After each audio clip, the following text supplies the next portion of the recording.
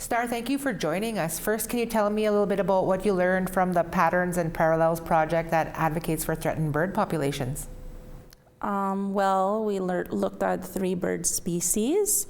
There was the lesser flamingo, Wasi-Pitsan, the piping plover, Wasi-Piswan, and the whooping crane, Otsitsak. So we kind of learned about their feeding, breeding patterns, where they migrate, and a little bit more about like how they've become endangered and some have become repopulated, and how we can basically save these birds from becoming extinct. So it was really fun and interesting project to work on.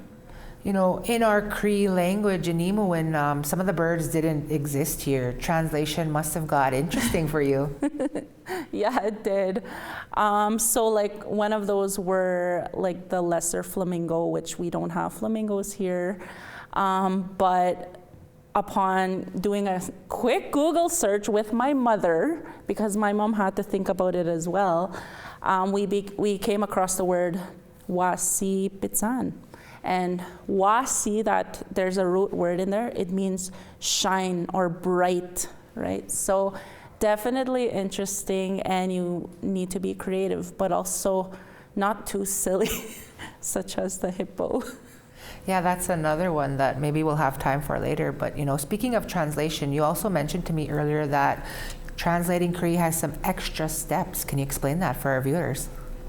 So the extra steps, so sometimes when I'm given like some work to translate, I never do it alone. I have to consult with some knowledge keepers or elders, and my mom is 65, and she's my first teacher, and as well as my stepdad, but I go to them and then we sit down and we discuss like basically what are the right words that need to be translated, and so that not only do the like the English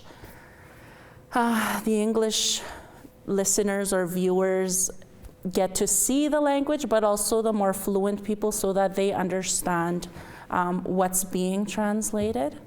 So yeah, like there's a lot of steps to it, a lot of discussion, and sometimes those discussions can take hours.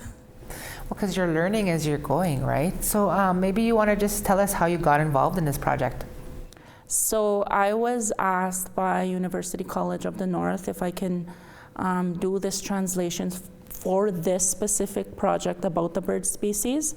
But before that, I was a language consultant in Thompson, and then I did some networking and came across people who came up to me and asked if I would like to be a part of a language safety campaign.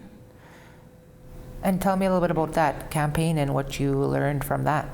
So the campaign is called Speak Indigenous, and it's a language safety campaign. There's a couple of us that are, well, we're all members and we come from all across Manitoba, and basically our mandate is, our goal is to ensure that Indigenous languages are kept alive, but also done in a way that's safe for learners, as well as the more fluent speakers, just coming together and learning from each other and doing it in a way that everyone feels safe and heard.